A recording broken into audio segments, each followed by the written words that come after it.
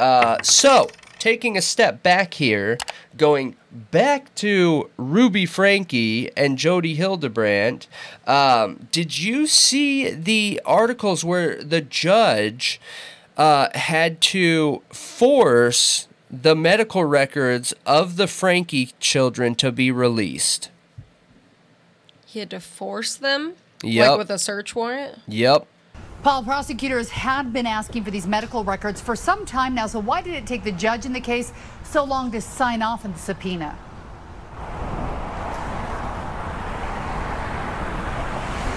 Well, we do not have a specific answer for why it took so long. However, some legal analysts that we spoke with say that waiting a week or even more to get a signature on a document not that uncommon in their world. And also he says that he is not surprised that the prosecution did not need those medical records right away.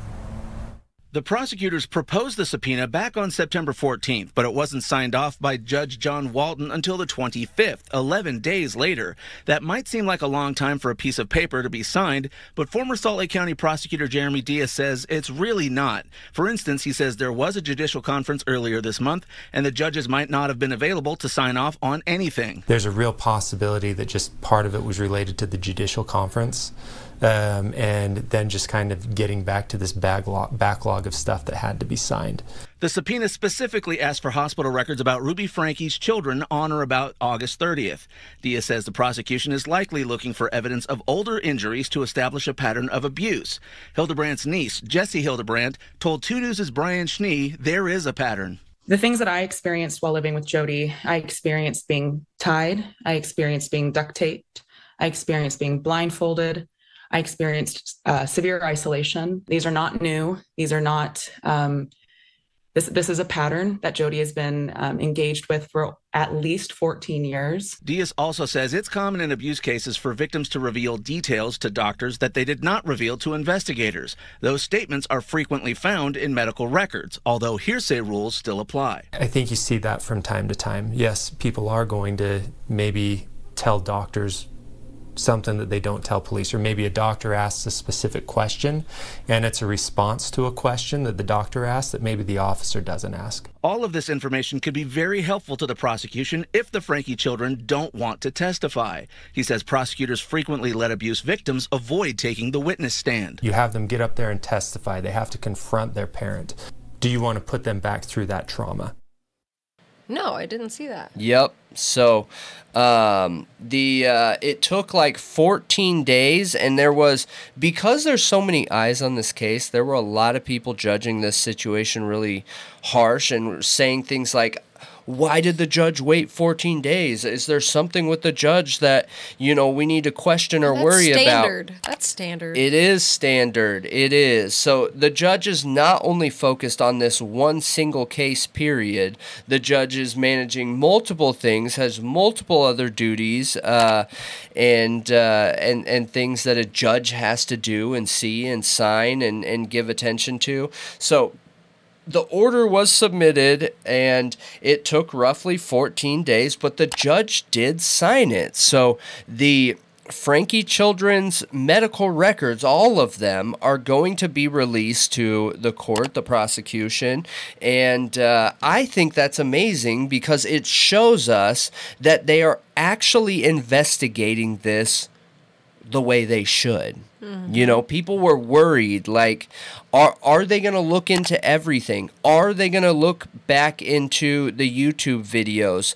Are they actually going to push in a way that's going to show people across the U.S. that, hey, this Jody situation is awful, like one of the worst things we've seen, but all this other time when they were on YouTube is wrong too.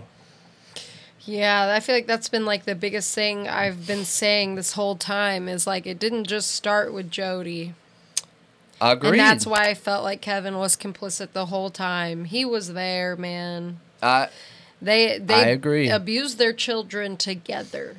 Yeah. Even if it wasn't at his hands and it was mostly at Ruby's, he was right there next to her. Yeah, I agree. You got to be able to be a confident enough person when you're a parent and an adult to be able to, even to the person you're married to, step up and say, hey, calm down. this isn't right. We need to go talk. We need to figure this out, and we need to figure out another plan because this isn't okay. You know what I mean? Yep. And I don't think any of that was ever going on in this situation.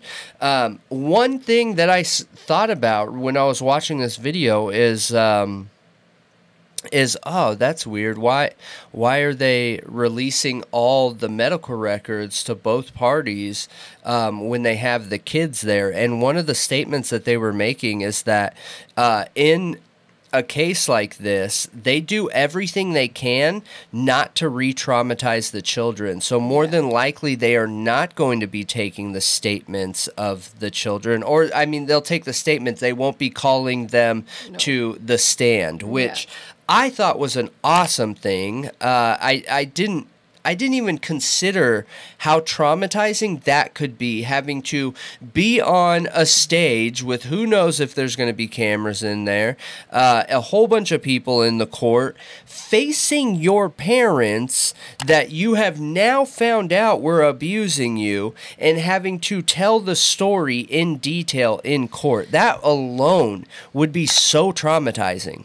Yeah, the medical records probably will involve, like, psychiatric evaluation and what they said to the psychiatrist. If they believe that. What they said to the psychiatrist, and also the physical evidence, like, of, you know, the wounds and things like that. Yeah. And malnourishment.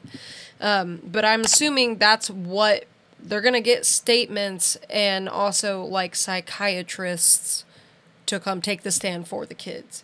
Yeah. That's what I'm guessing. Yeah, it's very possible. I just thought it was commendable seeing that it's managed like that. You know, we don't cover children's cases a lot of times, and that's interesting because I have one tonight that I'm going to be covering, and you know, they don't include names most of the time or pictures or any of the details or anything like that, which rightfully so, they shouldn't, you know. So we don't cover them a lot of times until they hit 18 or are considered an adult.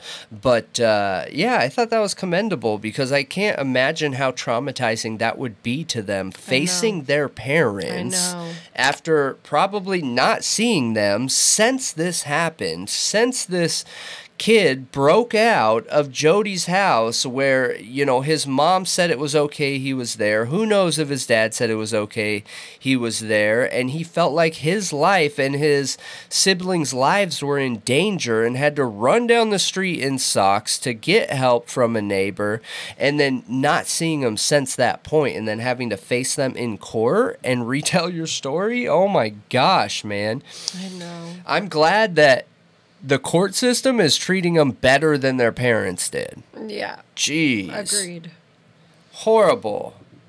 I'm glad they really take that heavily into consideration, and I'm glad. Great. Yeah. Great.